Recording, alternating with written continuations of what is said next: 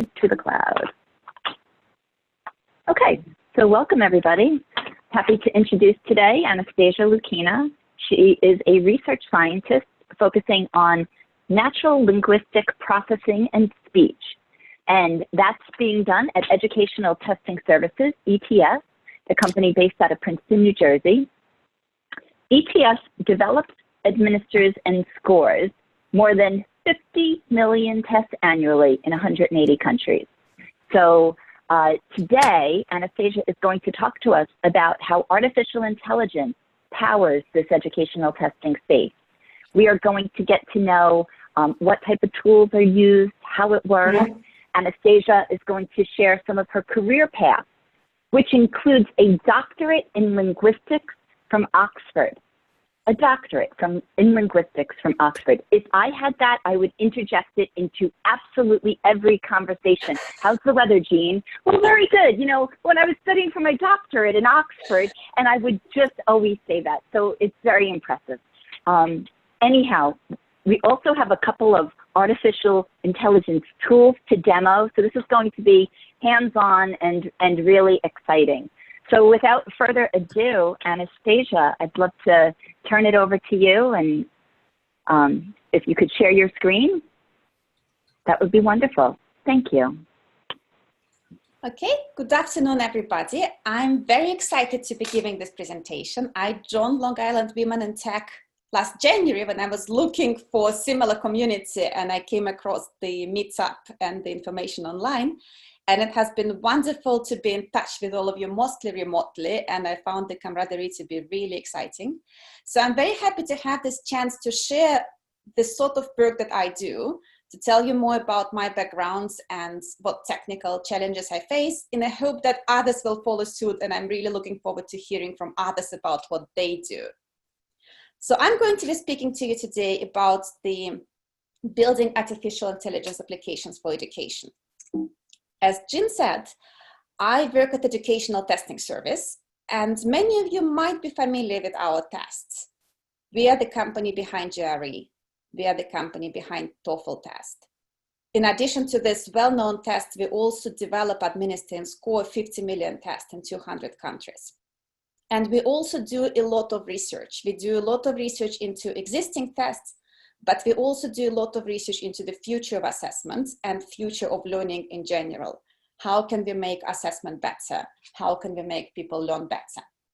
So my personal job has nothing to do with actual GRE or any other tests. I'm in research and development. So what we do, we build the future. And in particular, my group builds artificial intelligence applications. Artificial intelligence is a term that we use to refer to tasks that we always thought of as human, but actually now they can be done by computers. And I'm going to give you a broad overview of what sort of tasks do me and my colleagues work on. The task that I'm going to be speaking about today is automated test scoring. And I'm going to give you way more detail later in this talk, so I'm just going to leave it at ease. Can we use computers to score tests? We also use artificial intelligence for test security. For example, if somebody takes a spoken test, sometimes people do not take it themselves, but pay somebody else to take a test. That's known as an imposter. And we have technology that runs in the back to say, you know what, you are not the person you said you were, you are somebody else. Or similarly, we have technology that might say, you know what, this is not your essay, you pulled this essay off the web. Another application we build is we build tools for teachers. We use artificial intelligence to help teachers do their job better. For example, we have a tool that allows you to take a text and tell you this is grade level 2, this is grade level 4, this is grade level 5. This text is particularly difficult in vocabulary, this is difficult on grammar. And that helps teachers to pick better texts for teaching. Finally, as I said, we build the future generation of assessment and learning. And I'm using here the term spoken dialogue system. Even if you never heard this term, 100% of you have interacted with the spoken dialogue system. If you call your bank and it tells you press 1, press 2, say yes, that's a spoken dialogue system. If you have a Siri, if you have Alexa, that's a spoken dialogue system. So my colleagues work on building such system for education. For example, an assessment that tests how well can we do in a job interview. another learning system that helps you better converse in a foreign language. So this is the wide portfolio of different applications where one can use artificial intelligence in education. But for this particular talk, Jill has asked me to focus on automated test scoring, which is actually something that we've been doing for longest. We've been doing this for almost 20 years by now. So let me give you a bit of background. There are different types of tests. When I say test, you probably primarily think about multiple choice. This is the case where you have answers and you have to pick the correct answer. Those tests have been scored automatically for a very long time because all you have to do is just scan the sheets and compare the numbers with what you expect to see. However, there are different types of test questions. They're what we call constructed or open-ended response. For example, an essay or a short written answer where you have to summarize what you just read. Or in language proficiency tests, we might ask people to speak. Now, those are called constructed response. And the problem is, of course, that there is no single correct answer. You can't just take an essay and compare it to correct essay. You actually have to go and you have to look at what has been written, how it has been written, is it a good essay? And this is the topic that I'm going to focus on today. How do we have machine score this kind of responses? Because to do this, the machine would actually need to understand the human language. So let's go back and say, how do humans score them? So a test taker takes the test and they write an essay, or maybe they record a spoken response in a language proficiency test. Those responses go to our distributed network of raters. Those raters are not dependent on where you took the test. They're usually located at many different places. And we also make sure that, say, if you've written 2 essays because you had 2 questions, your essays will go to 2 different people. This makes sure that really the system is fair enough so that you are not affected by a bias of individual rater. Each of those raters is an expert in the field. They undergo very strict training. The morning before they start rating, they undergo calibration. That is, they're given to score essays or responses where we know the score, and if they fail calibration, they are not allowed to score. And this is done to make sure that a rater is not having a bad day and then does not ruin somebody's life by just having a bad day. Finally, as the raters are scoring the responses, they're continuously monitored.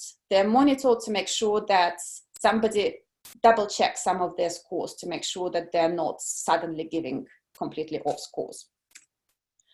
After that, once the raters gave all the scores, these scores are reviewed by our statisticians who again look into, do the distributions look right?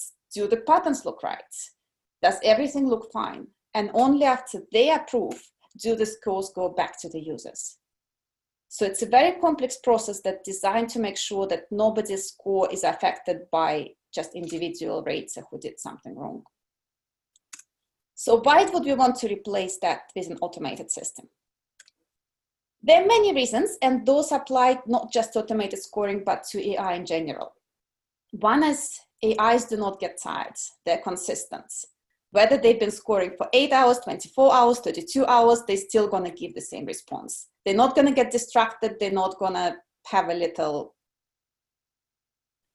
blackouts and just forget what they were going to do. Second reason is AIs are very fast. Unlike human raters, they can work around the clock, and for most tasks, they can actually just score a single response much faster.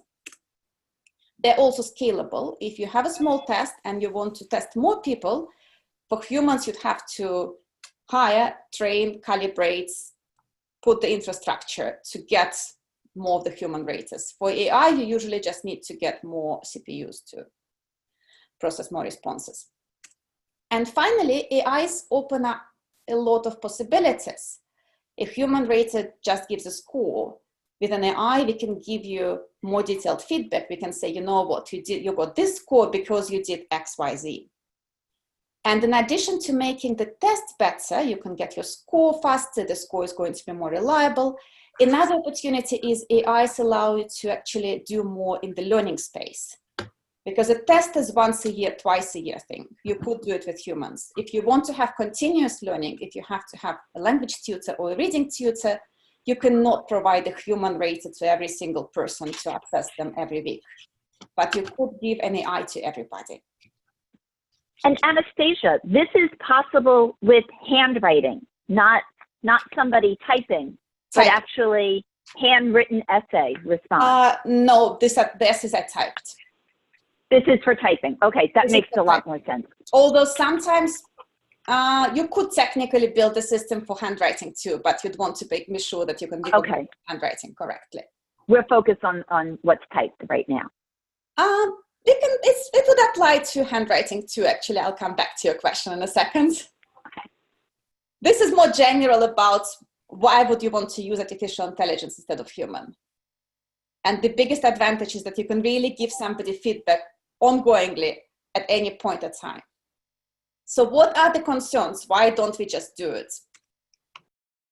Well, concern number one is, can the system actually do it? Can the system take an essay and give it a good score?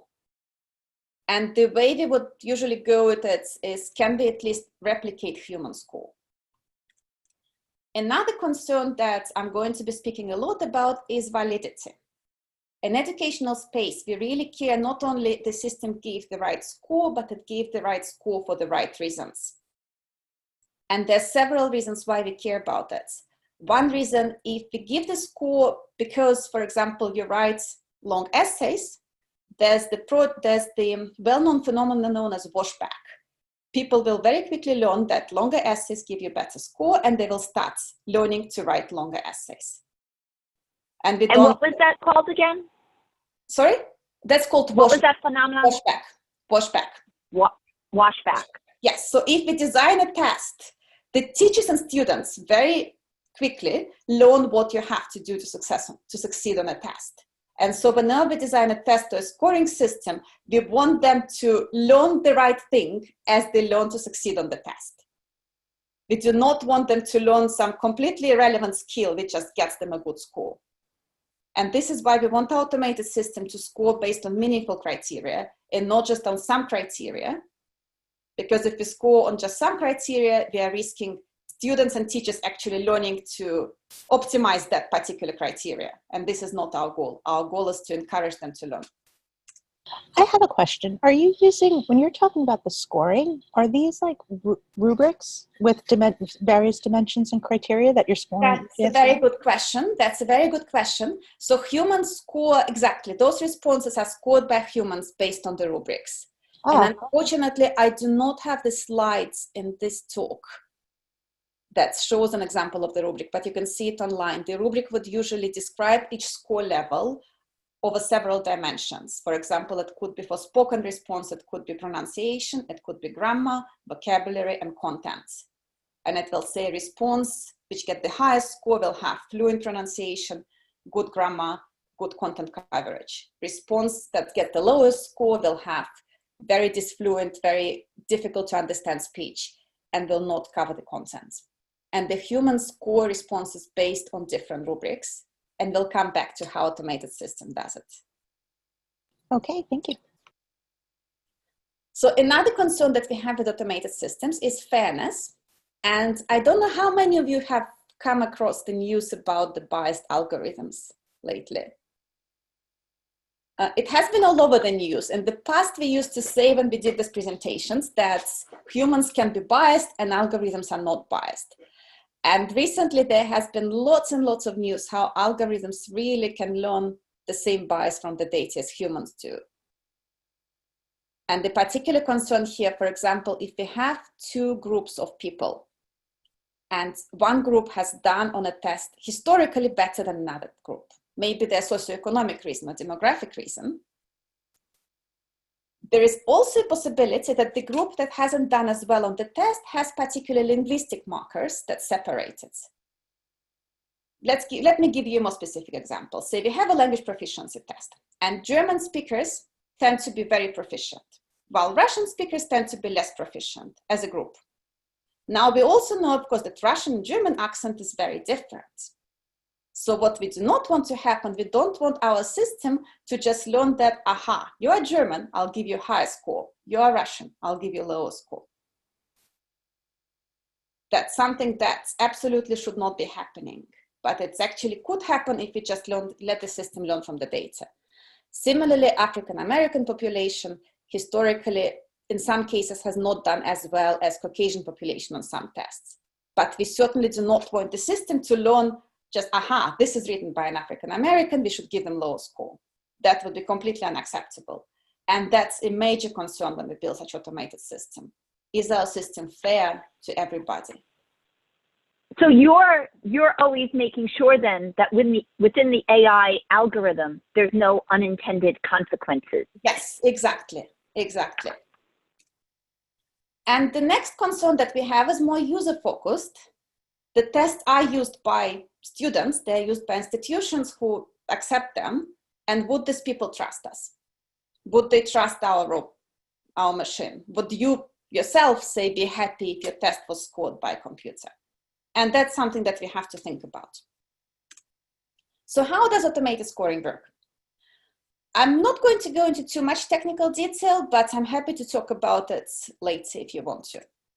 So essentially we have an essay and we want to give this essay a score, and we have an algorithm in the middle. And even though right now people often think about artificial intelligence as some anthropomorphic shape that's very smart and just learns things, really it's just an algorithm.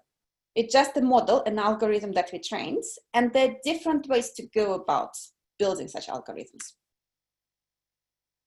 So one way to go about it is we can have experts in the field come and tell the system what the system should do. For example, they can write a rule like, if this essay is 200 words, it could have a high score. If it's less than 100 words, it should not have a high score. They would take the rubric that you mentioned before, and they could start crafting rules. If the essay has a lot of grammatical errors, it should have low score. If the essay uses complex words, it should have high score. Or maybe they can even write a little formula saying the final score should be 5 times number of complex words minus 3 times number of errors. Now, the beauty of this approach is that it's fully transparent. The expert will write the rules, will know exactly what the rules are. Also, assuming that they're good experts and they know what they're doing and they're going by the rubric, this will be a very meaningful score because it will be based on exactly things we want to measure. It will also be very easy to explain to the user. We'll tell them, you know, we had those writing experts or speaking experts come and write those rules. Here are the rules. This is how we score your essay. And another advantage is they can just do it based on their expert knowledge because we don't need any data for that. However, even based on what I told you, you're probably thinking this will be a lot of rules. And the problem is that once you move past the counts, like the number of words or the number of errors, you really can't do much with rules. If you want to capture content or style or discourse, rules don't get you very far because human language is so variable. There's so many ways to say the same thing. And tiny detail can completely change the meaning of what you said. If you try to capture this by rules, you very soon hit the complete roadblock. So you could do the rules for simple things. Did they mention something or did they not mention something? Did they write 500 words or 200 words?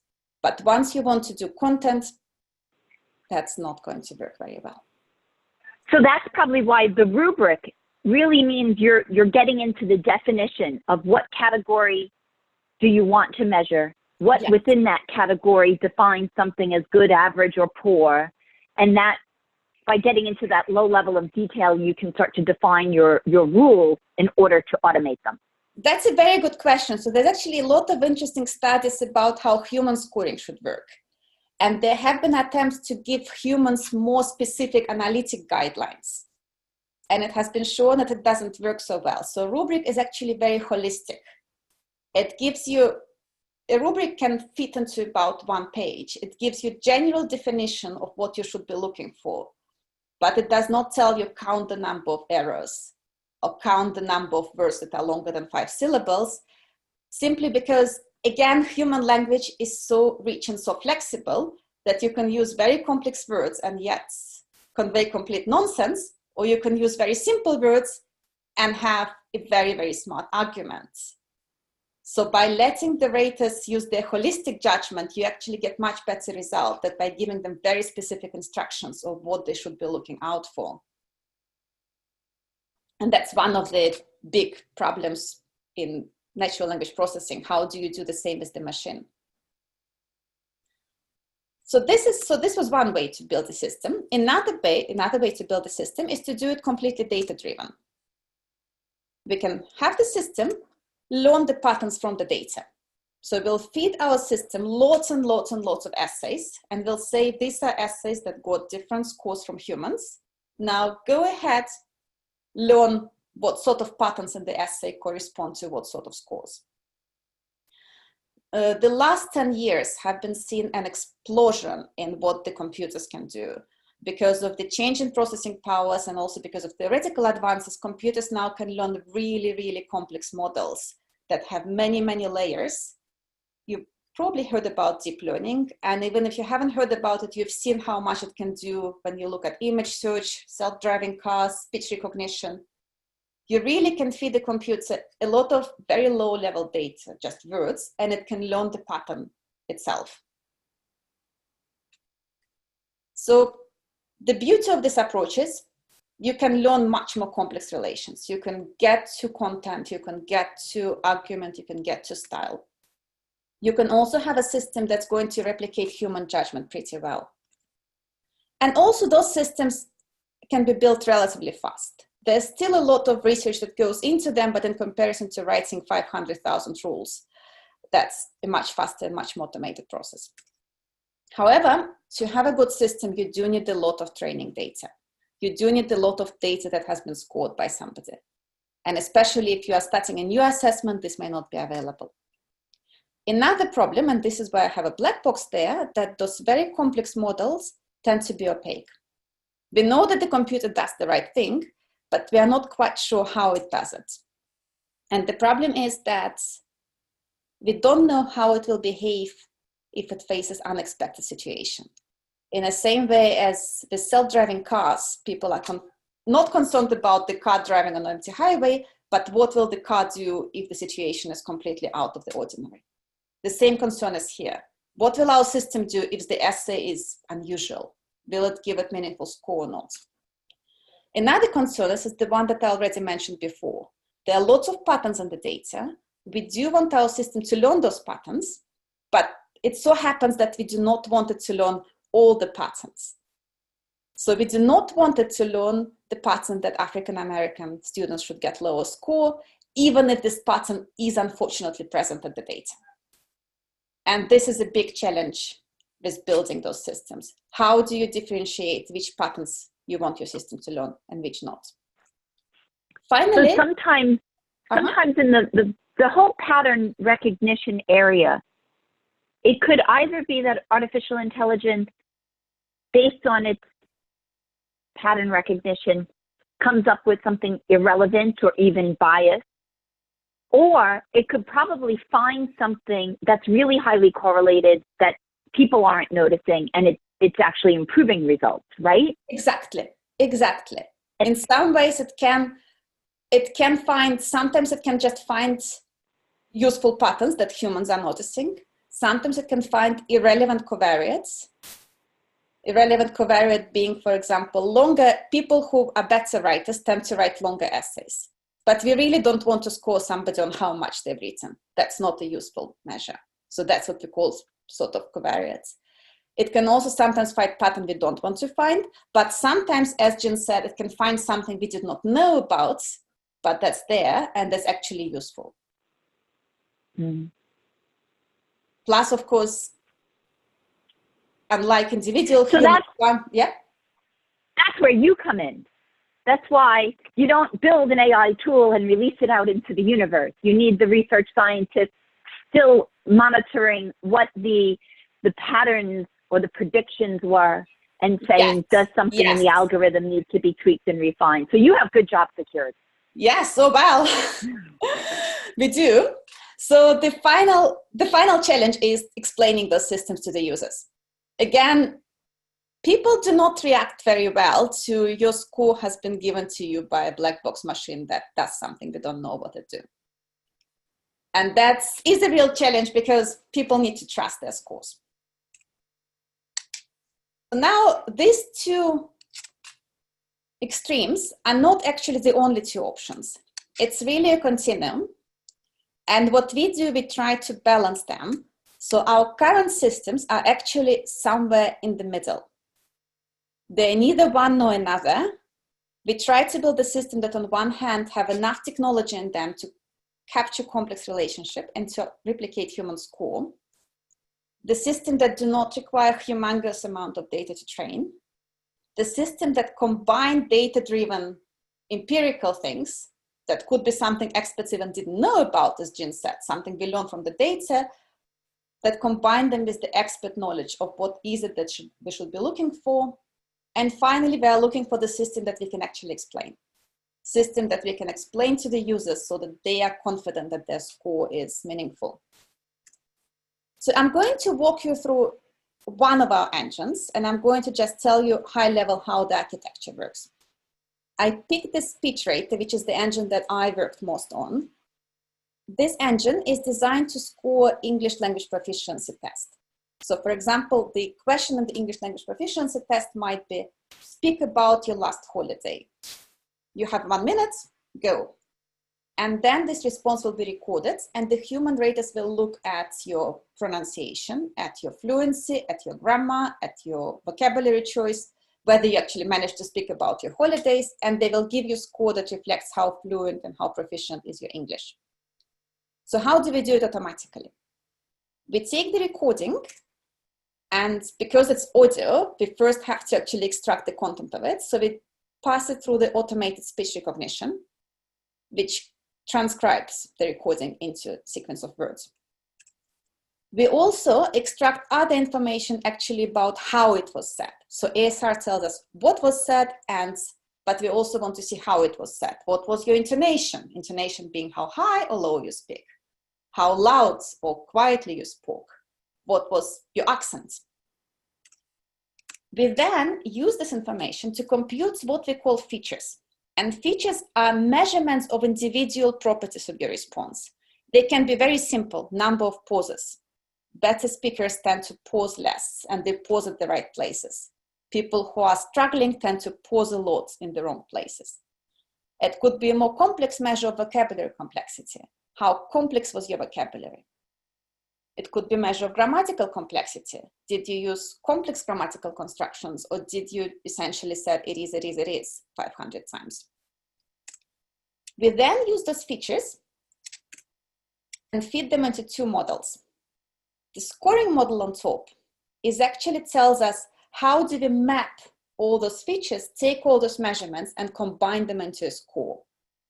And to establish that relationship, we take a lot of responses where we already know the human score, and we run machine learning algorithms to establish what should be the combination of the features. How shall we combine the number of pauses, vocabulary complexity, grammatical complexity, and many, many other features to get the final numerical score. The filtering model is the model that's designed to identify responses where we actually should not be giving score. And it's another important aspect of what we do. Sometimes some responses are not typical. It can be because there was a system error. In case of the audio, maybe the microphone was not working and it's too noisy. And then we shouldn't really be scoring it because we just can't get enough information out of the response. It can also happen that our own system failed. One of those components did not work right and gave us not sensible measurements. In this case, we do not want to give student a bad score. We just want to say, you know what, we cannot score this. Another type of atypical responses is where the user did not do what we expect to do. For example, the person came to take English language test, but they spoke in their native language. Or maybe they didn't even try to speak about their holidays, they tried to speak about something else. Or maybe they tried to game the system in some other way. In all those cases, we want to flag those responses and not give them a score. And that's a separate component of our system. And then we use the outputs of those two models to either give the person a score, a numeric score, or just say, you know what, we cannot score this response, either because our system fails or because you did something that we did not expect. Now, from this very brief bird's eye overview of what we do, you can see that there are components here that are based on data. For example, automated speech recognition is very much data-driven empirical system. But we also have sufficient amount of expert inputs. For example, the features are developed in combination with people who are actually specialists in second language acquisition, who tell us, you know, these are important things to look at. And they're also validated by them. Is this feature actually doing what it's supposed to be doing? Both filtering and scoring models are also developed. They're data-driven, but they're also reviewed by experts who see, does this actually do what it should be doing? Any questions at this point about the... So to answer Jin's question earlier... I do. Yeah. I do. I actually probably do not know enough to ask a question, but I'm going to just dive right in with two of them. The first one, purely kind of leveraging what Stefana just sent in the group chat. Is there an AI tool that we could access that would allow us to evaluate, that we could, you know, just say our speech and get a report on how well we scored according to these models? Okay, so... Or it's really with the big companies still? There is a number of applications, yes. There are a number of applications that are called, depends on the area a bit. In the area of writing, we actually offer several tools that are based on our automated scoring that allow you to get feedback on your writing and on your, on your essay writing. This particular tool is not exposed to general public, although we do have a demo, at least not right now. But there are other applications from other companies that allow you to practice, for example, your English, and that work generally on the similar principles. And I will tell you later in this talk about our tool for the writing evaluation. Right, and the writing tool I have downloaded and used, and Writing Mentor, I found it very, very helpful. For evaluating an essay I wrote. So maybe at the end, if time allows, we can look at that. And then my other question, Anastassia, is when you're developing all of this architecture, if we were to pull back the curtain, what are you actually doing at your desk? Are you typing in Python code and you have an Amazon Web Services account that hosts this algorithm? Where does this algorithm, this tool live, and what does it really consist of? Okay, so let's go step by step. We run, most of these tools run on our own service right now, although we do have some of our own sandboxed Amazon services accounts, primarily because of data privacy and security, because there's a lot of personal identifiable information that we don't want to share. But we have our own powerful service. So for example, how do we go about developing new features? You might take our current engine, generate scores for the responses, and do error analysis. Look, what does our system get wrong? Then we'll do very qualitative studies of just looking at those essays and thinking, wait a second, let me think, why does it get them wrong? Aha, maybe it gets it wrong because it does not measure this particular aspect. Then you would go and do literature research where you would just look at what did other people do. Do they have a solution for how to measure that particular aspect? And usually you might not find the final solution, but you'll find some solutions.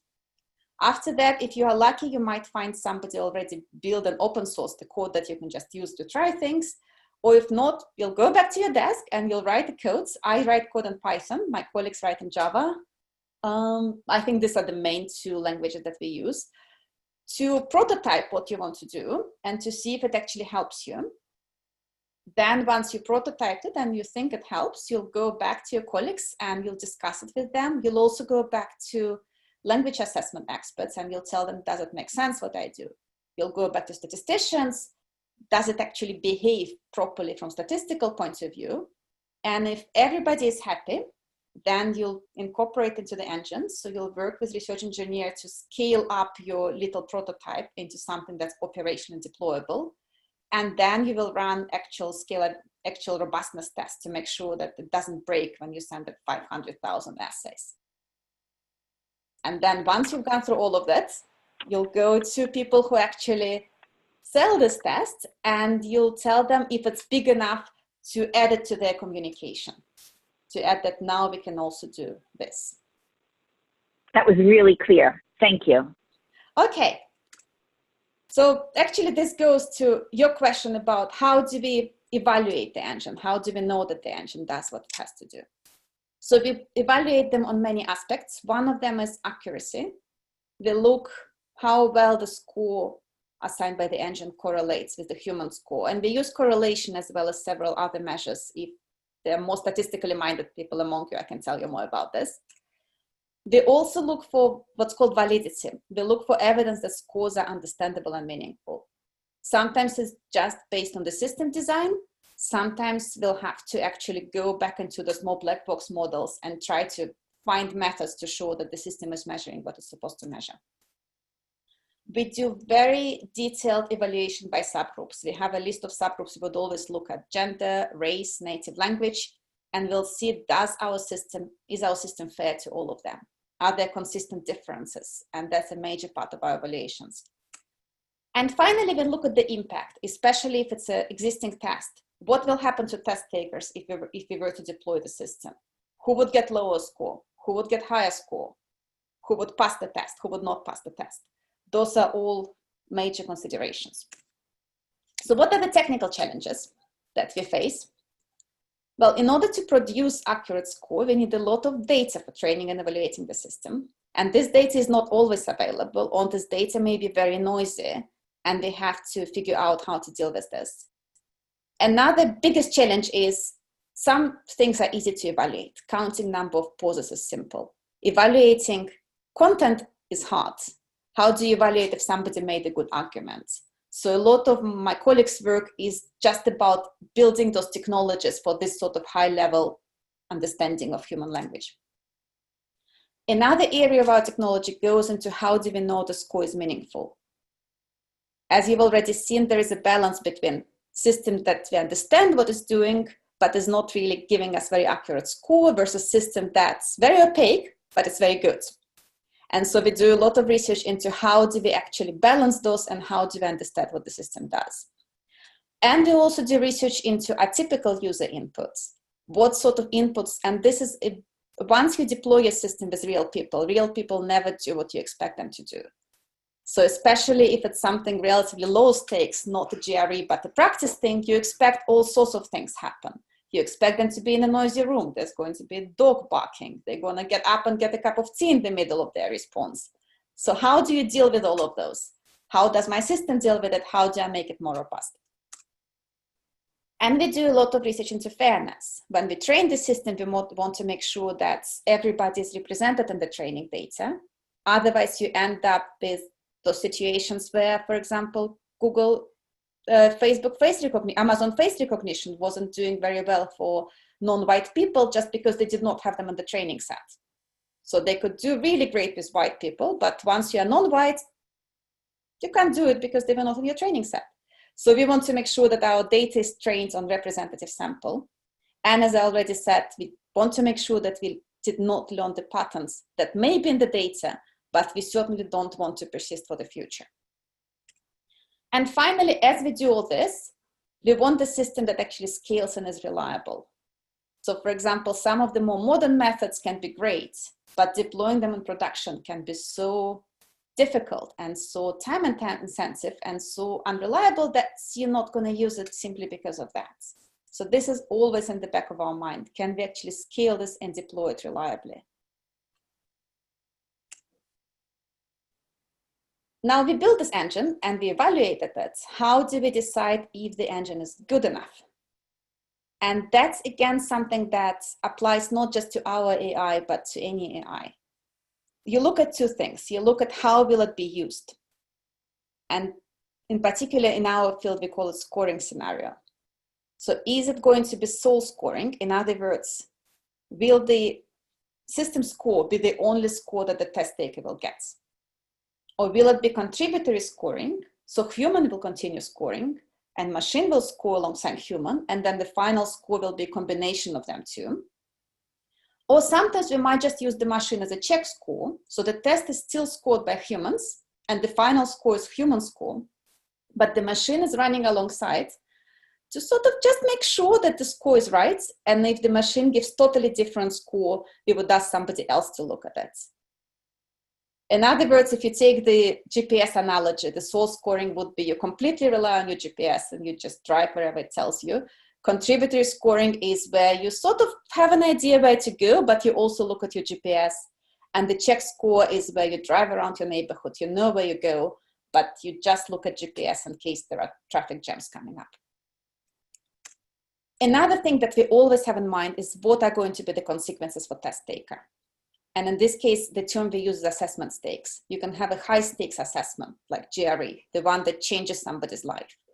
Or you can have a low stakes assessment, a practice test, a test you just take every week, maybe just your own personal device learning system, where maybe getting it wrong one particular time is not that huge of an impact on your overall life.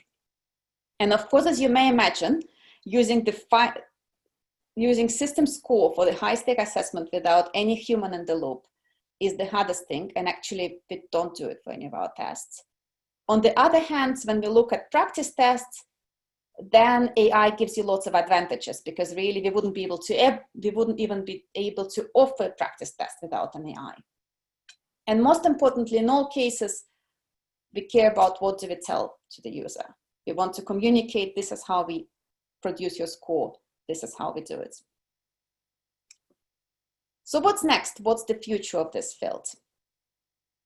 There's a lot of work now on making those systems from black box into transparent boxes, on understanding better what they do, how they do it, how do we prevent bias.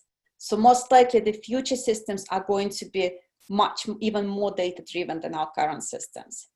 But the big if here is if and when we learn how to actually understand what's going on inside them. But the big advantage is that this model will allow to capture even more complex relationship.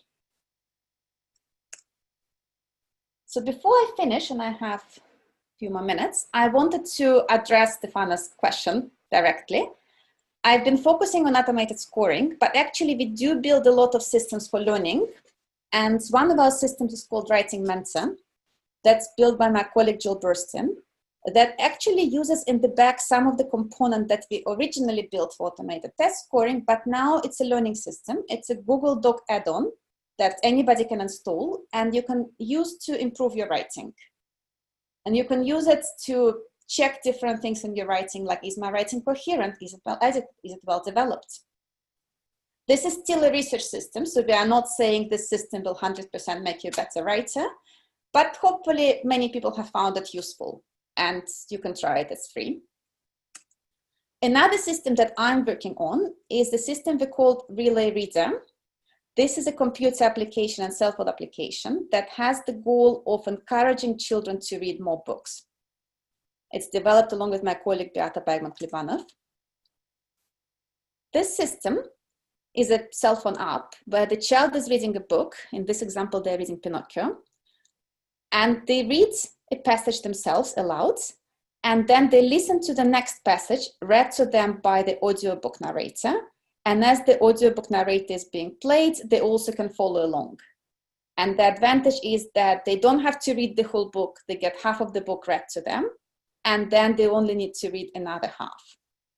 Every now and then, they also get little comprehension questions to check, do they actually follow along what's going on? And they can also go to their reading history and listen again to their own reading, as well as to the narrator reading their own story. And the artificial intelligence here comes from the reading. When the child reads, their reading is being recorded, it's being sent to us, and then we do analytics on how well they're reading. We've trialed this in several schools by now, and we got very positive response from teachers. They said that children loved it. It gave them confidence to read. It encouraged them to go and pick up books, and they just loved the experience of reading together with somebody. And we are always looking for more people who want to try it in their schools or with their children, and to give us feedback on what works and what doesn't work. So if you want to know more about it, send me an email. And I think that this is all I have to say today. That tool Relay Reader, I'll look into that, Anastassia. That looks very interesting. It's not yet publicly released. It's going to be publicly available in a couple months, but we can certainly. Will it be free like yes. The Writing Mentor is? Yes. Yes, it would be free. It would be still a research prototype where we hope that people who use it will also help us to understand how to make it better. Yeah. I'm going to, may I share my screen for a moment and do my Writing Mentor demo? Yes, of course. And I'm only going to take 1 minute because then I want to turn it back over to you and have everyone, you know, have an opportunity to really kind of hear about your career path and things like that. But I did just love the tool. So I will share my screen for a moment. And I downloaded the Google add-on, and I have this article that I had written somewhat recently. So I thought I would just use that as an example to show a few things that I just thought was really fun with it, where you can really get to know your writing in a different way than any other way that I've edited before. So I'm just turning it on. It downloaded in a minute. It's easy as that. I won't go through all of it because I want to do this quick, but it gives you basic feedback across these areas. If you look for well-developed, it'll give you mood. So it does like a sentiment analysis. And is my article filled with positive terms or negative terms? And then based on the color coding, I can scroll down and see, is my negative tone, is that a correct usage or not? In this case, I was okay with that. In other cases, I'd be like, wow, maybe I would use a different word than problem, maybe really focus on opportunity instead of problem. So I liked that. When it was coherent, to just simply go, it does a lot, but where in my article are my sentences perhaps just too long? In this case, it was a bullet, so it's just that I didn't have any, you know, punctuation. But in other cases, it was really some sentences that I probably would like to rewrite. So I thought that was interesting. And here was one, well edited. It shows you all different ways. Apparently there's 35 ways I didn't use grammar correctly, so we're going to pass that one. I don't need to show that one off. But convincing, claims. Where in the article did I hedge? And looking at that, hedges, it can, it could be, to me. So MBA candidates highlight, to me, their lack of experience. I think those hedge words, being able to review an article and really think about that, you could really just write the article and then read through that automated feedback and strengthen your article, your essay, your writing. I really, so that's, I was really impressed by it. I'm going to tell my colleague Jill, who is leading this work, she'll be very pleased to hear about that. And as I said, this is based on many, many years that went into analyzing essays and that went into working with the writing experts to understand what makes good writing and then how can we make machine to score it. And I'm just looking through the questions in the chat because I didn't have a chance to look at them during the talk. And you are right, Jen. That's all right. Yeah, there's definitely feedback where people are saying that they'd like to use that, the voice tool, the yes. essay tool. You know, it takes this abstract concept called artificial intelligence and prediction machines and machine learning. And then you see it being used and you realize like the more people use it, the more it actually increases its accuracy and it becomes this iteration of improvement, which is wonderful. So my question I want to make sure that we all get to hear, Anastassia, is about your career journey and how did you end up in this really interesting space? Okay, so I come from the linguistics background. I loved languages growing up, and my first degree was in linguistics, which is the study of natural human language and how humans speak.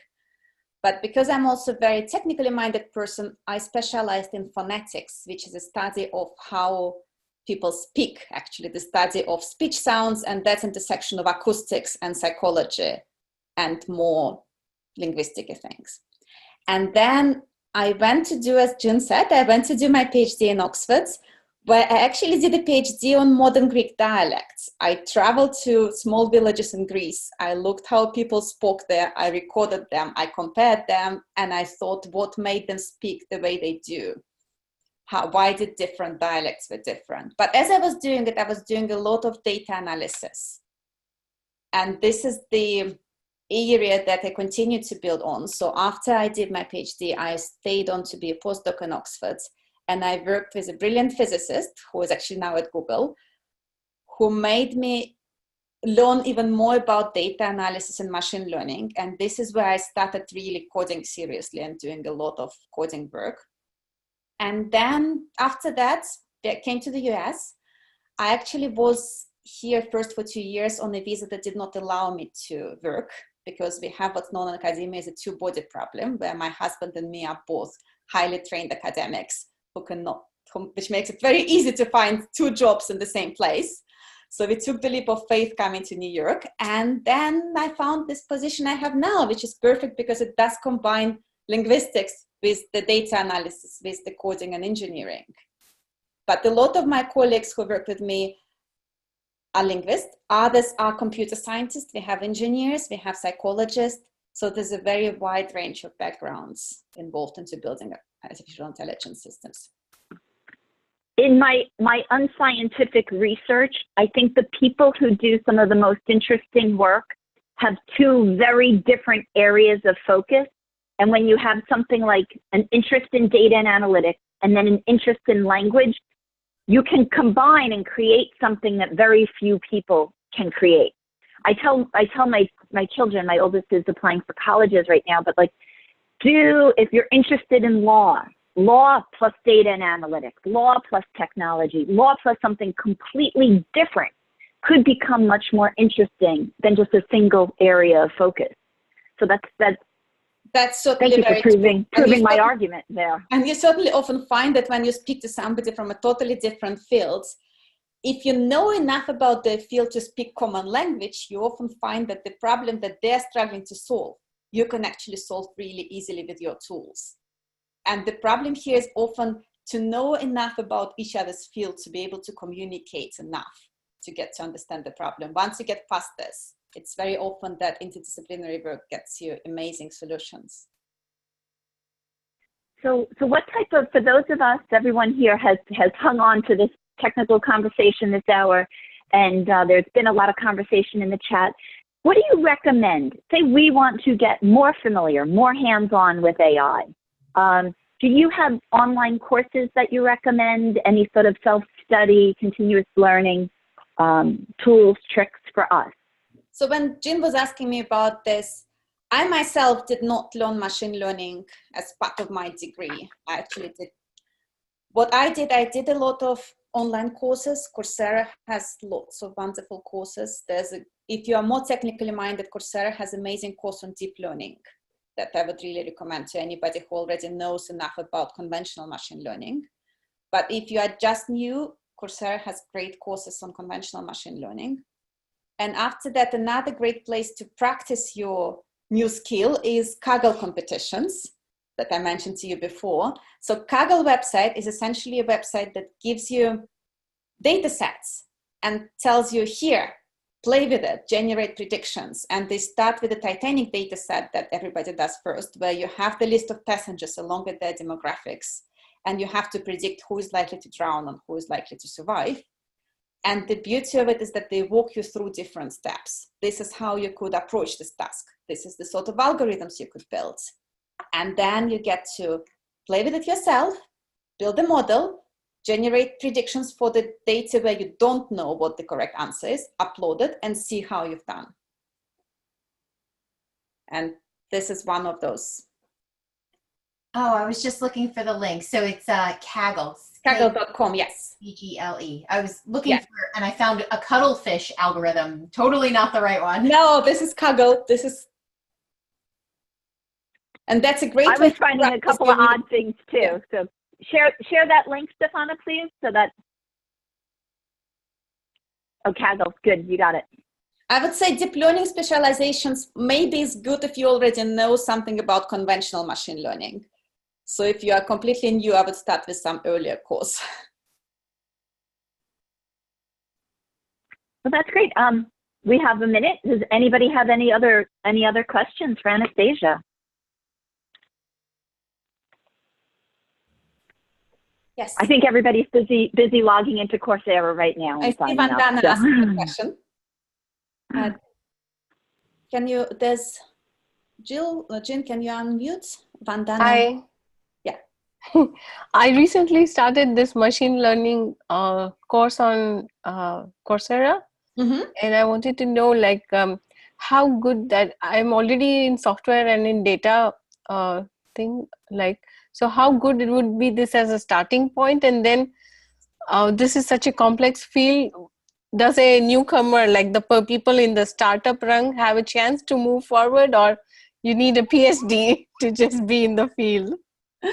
It depends what you call being the field. So for example, I'll tell you about, for example, in our company, we have unusually hierarchical structure maybe. So we have the scientist position and we require the PhD for the scientist position. But we also have research engineers who do more hands-on work. And for that, we usually require masters in computer science. Okay. Having said that, we are probably unusual in playing so much emphasis on formal education. In a lot of companies, if you know how to do it, you're good. And to be honest, the field is moving so fast that even most of my colleagues, when they went to university, deep learning was not taught, then it did not exist. So we all have to continuously learn ourselves. What you learn 10, 20 years in university is useful, but it's no longer as relevant as it used to be. Okay. Yeah, so I think that it's more about practice. It's more about knowing, having the experience of doing this. Okay, great, thanks. And I'm going to squeeze in just one last question. Jillian asked about the writing mentor tool. Would you be able to use that to review your college essay? Is there any concerns about using that tool for something that you're going to submit in a professional way? I don't see why there would be, but it's really, yeah. The idea is to substitute or to help you, to give you feedback. The idea is really to help student and teacher working together and to take some of the burden of teacher, to allow the teacher to focus on really things that only human can evaluate, while the machine would evaluate something that machine can evaluate. So in the same way, assuming you're in a situation where so it depends a lot on what your requirements are, but if the college allows you to consult other people on your essays and allows you to get feedback, then why would you use Writing Mentor? If it has to be my daughter's getting feedback in her English class from her English professor. So if you are in a situation where it has to be your own work only and you really cannot use other tools, then maybe not. Right. Okay. Well, this was wonderful. Thank you, everybody, for joining us today. And Anastassia, thanks so much for your time and for all the questions. Yeah, and making such a complex topic kind of simple and digestible. It was wonderful. And I'm very happy to answer more technical questions. I try to be general, but if you have more specific technical questions, I'll be happy to answer them. Wonderful. Thank you, and everybody, enjoy your weekend. Thank you. Bye. Bye. Thank you, guys.